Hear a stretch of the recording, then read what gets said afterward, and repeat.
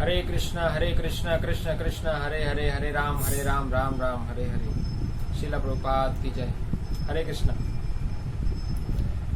तो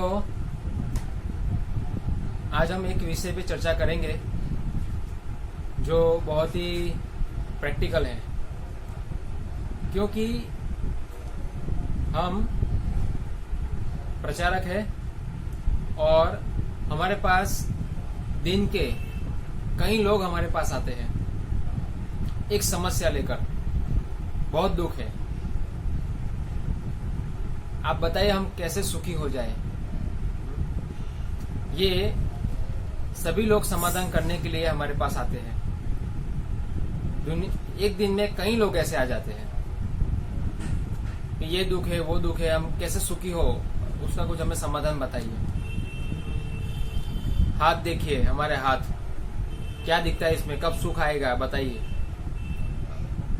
लोग कहते हैं आप जन्माक्षर देखते हैं, बताइए हम कब सुखी होंगे, क्या करना पड़ेगा हमें, कौन से व्रत करने पड़ेंगे हमें। तो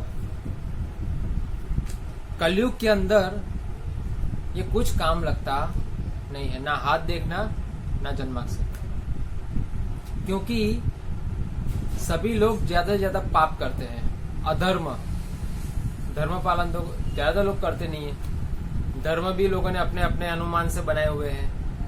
हाँ, वो धर्म हमेशा दुख लेके आता है, क्योंकि हम बिना समझे सब कुछ कर रहे हैं। तो इसलिए जब भी हम कोई एडवोकेट वकील के पास जाते हैं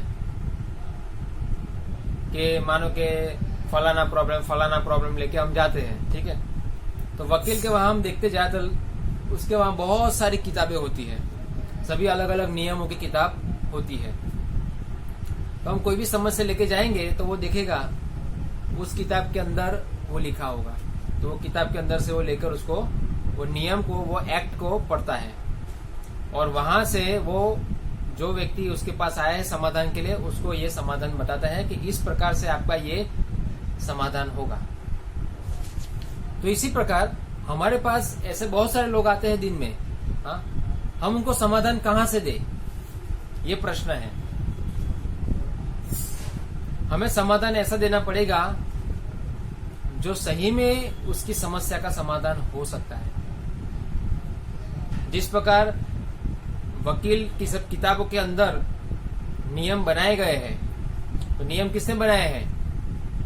बड़े अधिकारियों ने बनाए हैं, समझे ना, सरकार ने बनाए हैं। तो इसी प्रकार जो व्यक्ति ये समस्या लेके हमारे पास आता है कि हमें ये दुख है, लड़का परेशान करता है, बहू परेशान करती है, पति परेशान करता है, या पत्नी परेशान करती है, या बीवी परेशान करती है, या बच्चे परेशान करते हैं, तो उसका समाधान हम कहां से बताएं?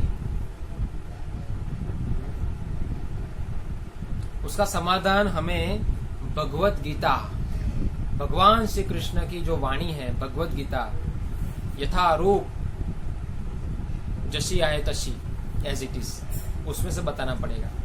क्यों? क्योंकि भगवान श्री कृष्ण को पता है कि लोग दुखी क्यों हैं और कैसे सुखी होंगे, और वो सुख प्राप्त करने के लिए क्या करना पड़ेगा। भगवान श्री कृष्ण को सब कुछ पता है कि हमें अपनी मानसिकता को बदलना है।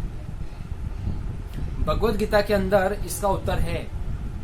देखिए, भगवान श्री कृष्ण अध्याय 5 श्लोक संख्या 22 में बताते हैं।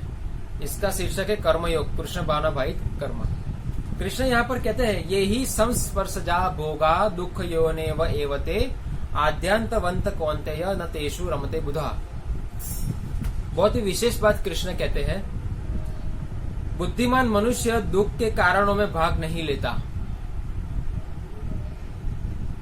ज्यादा से ज्यादा लोग जो दुख के नारे लगा के जो हमारे पास आते हैं, वो भगवान श्री कृष्ण कहते हैं कि बुद्धिमान व्यक्ति दुख के कारणों में भाग लेता नहीं है। तो उसका मतलब वो लोग थोड़े अल्प बुद्धि वाले लोग हैं, क्योंकि भगवत गीता को पढ़ने के बाद व्यक्ति कभी भी इस प्रकार के नारे लगाएगा नहीं। मगर आज ज्यादा से ज्यादा लोग नहीं पढ़ते गीता, इसीलिए ऐसे नारे लगाते हैं, समझे। और भगवान श्री कृष्ण क्या कहते हैं आगे, जो कि भौतिक इंद्रियों के संसर्ग से उत्पन्न होते हैं। हाँ, बुद्धिमान मनुष्य दुख के कारणों में भाग नहीं लेता जो कि भौतिक इंद्रियों के संसर्ग से उत्पन्न होते हैं। हे कुंती पुत्र, ऐसे भोगों का आदि तथा अंत होता है, अतः चतुर व्यक्ति इनमें आनंद नहीं लेता। कृष्ण कहते हैं स्पष्ट रूप से कि हम लोग जो कहते हैं कि हमें दुख आ रहा है, हमें सुख ही बनना है, तो हम लोग दुख और सुख दोनों को अपनी इंद्रिय अनुभूति से परखते हैं, समझे। और वही इंद्रिय अनुभूति के जो सुख और दुख होते हैं उसका हमेशा अंत होता है, क्योंकि ये भौतिक संसार का जो सुख है, जो हम पागलों के पीछे पागल होके जो पीछे भाग रहे हैं उसको प्राप्त करने के लिए, हाँ, उसको शास्त्रों में खुजली की तरह कहा गया है। खुजली, जैसे हम खुजाते हैं ना, ऐसा खुजाने में हमें बहुत आनंद आता है, मजा आ गया। मगर अगर उसको हम ज्यादा खुजाएंगे तो क्या होगा, खून निकलेगा। बस इसी प्रकार कृष्ण कहते हैं, जो हम आंखों से, कानों से, मुंह से, त्वचा से, जो अपनी 5 इंद्रियों से जो सुख प्राप्त करने की कोशिश कर रहे हैं, हमेशा उसका अंत दुख होता है। क्यों? क्योंकि ये सभी इंद्रियों से सुख प्राप्त करने का तुलना किया गया है खुजली से। अगर हम ये खुजली खुजाते हैं तो फिर दुख होता है, हाँ, जलन होती है। इसी प्रकार हम लोग इंद्रिय तृप्ति करना चाहते हैं, इंद्रिय भोग, और इसीलिए ये भौतिक संसार के अंदर हम इस प्रकार के इंद्रिय भोग कर पाएंगे नहीं। यहाँ हमेशा दुख उत्पन्न होता है। तो उसका मतलब क्या हुआ कि सुख प्राप्त करने का तरीका अलग है। हम जिस प्रकार सुख प्राप्त करना चाहते हैं वो गलत रास्ता है, वो अज्ञान के कारण ये दुख आता है। और जब हम सही में ज्ञान लेंगे और उसके बाद सुख प्राप्त करने का प्रयास करेंगे तो मिलेगा। कैसे मिलेगा? इसी अध्याय के 29वें नंबर श्लोक में बताया गया है। भगवान श्री कृष्ण कहते हैं, भोक्तारम यज्ञ तपसाम सर्वलोक महेश्वरम सुहदम सर्वभूतानाम ज्ञात्वम माम शांति मुच्छति।